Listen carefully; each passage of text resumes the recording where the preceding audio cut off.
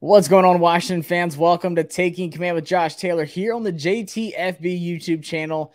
As a lot of y'all know, I have made a move to Austin, Texas. I'm finally all settled in, so I'm excited to get back to making some videos, doing some more content, and of course, talking about football because football is in the air with OTAs officially started.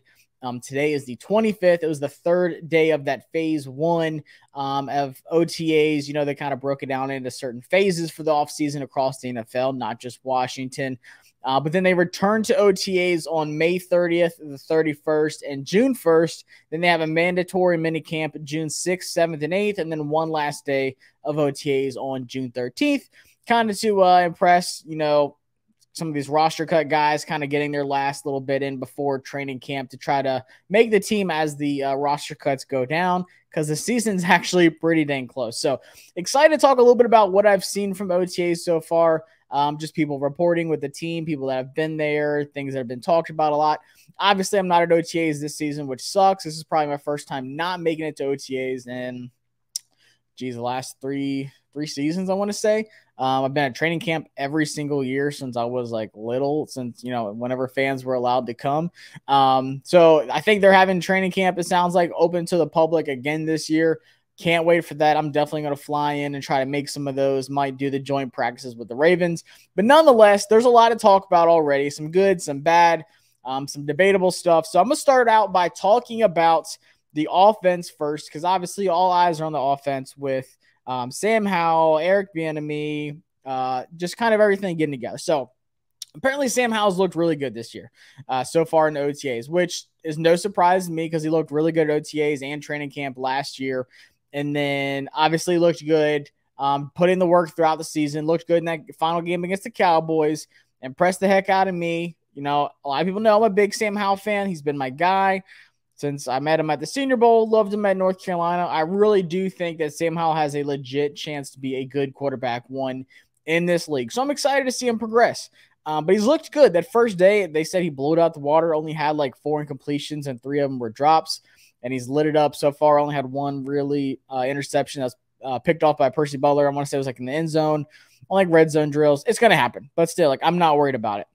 The main thing for me with Sam Howell and OTAs is just building that connection, you know, getting first-team reps. You know, obviously he did a little bit before he had that final game against the Cowboys, and really wasn't much to it with bouncing back between Heineke and Wentz. God, I hate saying those names. But just being able to just say, hey, I'm the quarterback for the entire offseason. Let's build that relationship. Let's build just that connection with Jahan Dotson, Terry McLaurin, Curtis Samuel, all these other weapons that he has on offense. So I think that's important, especially in an offseason where it is a new offense with Eric Bieniemy. And for me, that's another thing that I've heard a lot about, just with how different it is with Eric Bieniemy. It's more up pace. He's more of an energetic coach. He will get on the players and tell them, you know, in the past, it seems like there's moments where it's a little sluggish. People are just like, all right, let's hurry up and end the drill kind of thing. Not everybody, but just an overall feel from practices that I've been to in the past. It sounds like Eric Bieniemy's practices are a lot different. And that's good. Like, we knew he was going to have full control of this offense. You know, how he wanted to build the roster, but then also how practice is conducted. That's something that, you know, what you do right now comes into effect throughout the season and how you really end the season. And I think it's important that he's, you know, getting the team up to that standards of what he did at Kansas City. So that alone, yelling at the players, getting them going, it might not be for everybody, but it sounds like the players love it and they're all for it. And I'm all for it as a fan, because it seems like that's something that's been missing for a long time now. So glad to hear that Eric Bieniemy is being noticed right away. Just the coaching style is different than what we've had here in the past, especially on offense with what we have this season. I'm interested to see what his offense looks like with all these pieces. I've heard that Jahan Dotson, and I've seen pictures as well, looks like he's gotten a little bit bigger. He's been in the weight room, which is good. And he's a smaller guy already. Still adding a little bit more muscle, that's not going to hurt. You know, he does have the speed. He has the release package. He has the ability to get separation in his routes. But in this next league, you know, obviously you can say the same with Emmanuel Forbes. You need to be a little bit bigger to be able to compete with some of these more physical corners. And then just that physical aspect, the competitive toughness side of it, I don't think Jahan Dotson lacks that at all. But just being able to get a little bit bigger, add a little bit more muscle mass, it happens. I mean, look at Giannis Antetokounmpo for the Bucs when he first came into the league and then what he looks like now. Huge difference, and it's paying off for him. So I think it's important just adjusting your body from the college standpoint to the pro level. It's important. And Jahan Dotson, he loves what he does. He's passionate about it, and he wants to perfect his craft, and it looks like he's taken every single bit of it serious. You know, some guys are too big, offensive linemen, defensive linemen, they need to cut down. Some of them just can't do it. So just being able to add that little bit of weight to Jahan Dotson's game, I'm absolutely all for it. I can't wait to see what he does this year. I pray to God he stays healthy for the entire season. I want to see a full season of Jahan Dotson, who in my opinion could have been the best rookie wide receiver last year if he didn't get hurt. Obviously, big loss with Amari Rodgers being out, the Achilles injury. Rodgers was one of those kind of athletic tight ends that had some upside to him. You saw some big plays. He had like that tight end screen. I forgot who it was against last year. I went for a big game. Maybe it was the Jaguars. Correct me if I'm wrong. I can't remember. But he had a lot of upside to him. And this kind of leads me to a point that I tweeted out. And it's something that I've said a couple times this offseason. I'm really surprised Washington didn't look to upgrade at the tight end position, especially with Eric Bieniemy here, what he had in Kansas City. Obviously you're spoiled. You have one of the best tight ends of all time in Travis Kelce, not just current day tight end wise, but literally all time with Kelce. So I'm really surprised that they looked at this roster and said, we're good with Logan Thomas coming back from the injury. He just didn't look too good last year. Looked really ginger, didn't have sharp cuts. Running routes was not smooth for him at all last year. Then you had John Bates, so I'm still not, sold on. Cole Turner has some upside to him as well, but not as a blocking tight end at all, something he's obviously working on. Big-time receiving threat, but he was, banged up a good bit last year, got a concussion from a Heineke throw. Just a couple hurdles he had to go over that rookie season. But still, I looked at this draft, and I'm not upset with any of the picks we got. I love how it turned out. But then also looked at that free agency period that we had, and I really had Logan Thomas as one of my roster cuts. I told y'all Chase Roullier was going to be one of the guys. I told y'all back in January. Chase Roullier is not making this team past June 1st. I even said he should be a June 1st cut, post-June 1st cut, because you can save a lot more salary cap. And I really thought that Logan Thomas was going to be on that list as well. I thought Washington was really going to upgrade at the position, but for some reason they didn't. So tight end and linebacker were the two positions I was most concerned about going into the offseason. I'm still concerned about both of them, especially now with Rodgers out. That's that guy who had that upside. People were hoping he would have a breakout season under Eric Bieniemy. Could do a lot of things with him. I think he's definitely the most athletic tight end that's been on the team in the last few years. Just haven't seen enough out of him to say, like, yeah, this guy was going to make a huge difference. So, yes, it's a big loss because you want to see what you really had in him through Eric Bieniemy, but then also it's not really a big loss because he didn't really have much production anyways. And I mean, he barely, made the active roster last year until Cole got hurt. Like I said, with John Bates and Logan Thomas, I'm not too hopeful for what the production numbers can look like for those two guys. But we'll see. Maybe I'm going to be wrong on that. But still, I'm very concerned with the tight end room, and it wouldn't surprise me if Washington looks to get one of these late cuts, just a veteran guy. I have to go through the list. I might do a video in just the tight end position alone. I am going to be doing some position evaluation videos, offensive line. I mean, I'm going to go through the whole thing, so I'm sure I'll do a tight end one, and we'll see if they make any additions or changes before I do that video. But still, I think this OTAs is important because it is Eric Bieniemy installing his offense, and it's all about Sam Howell learning the offense, which he's not going to have any problem with. He's a smart guy. They had a pretty complex offense under Phil Longo over at North Carolina. But I think it's just important that Eric Bieniemy's blueprint is being added to this team. So OTAs, I'm not taking it lightly. And I'll talk about a couple of people that were missing from OTAs. I'm not taking it lightly because this is important to get that relationship going, not only learn the offense, but learn your new teammates. This is the first time the rookies and the vets are getting together on the same field trying to learn the offense. And I know it's a long off season, but still, I don't care how intense the drills are, the workouts.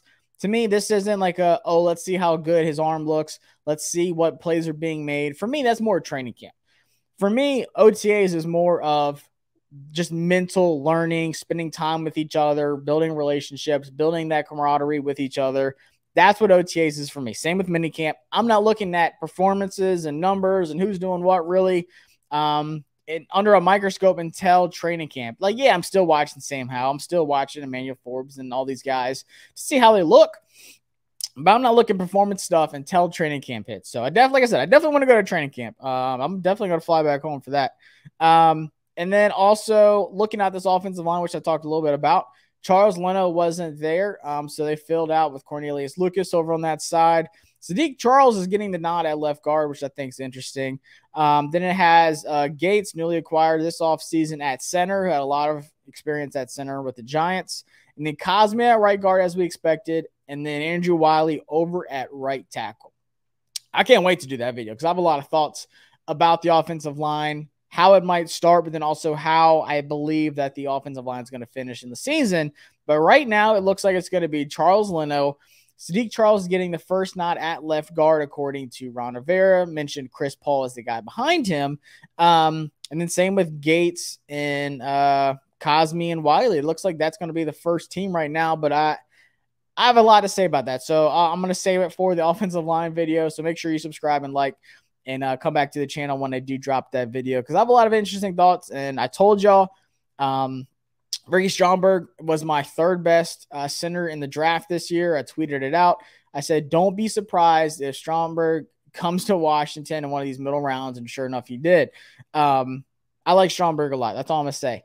So I'll come back to that. Don't worry. But that's what I think about the offense so far. I just think it's super important that everyone's there, getting this going. Like I said, building this relationships and just learning the new offense.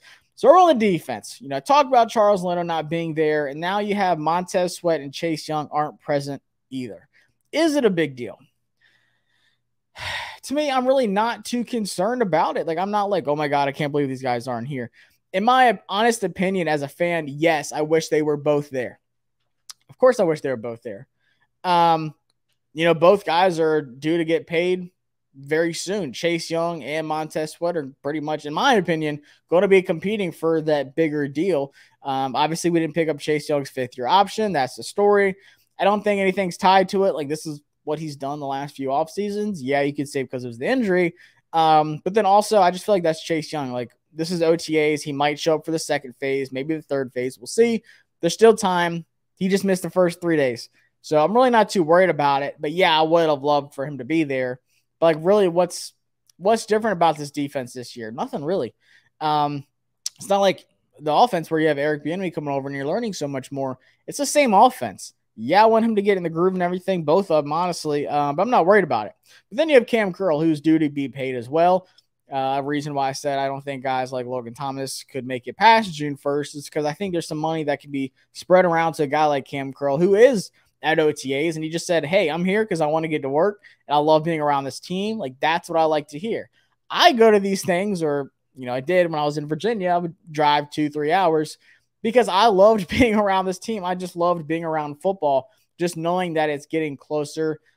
I don't care if it's practice. Like, I went to these things because I genuinely loved I love football, and I love this team.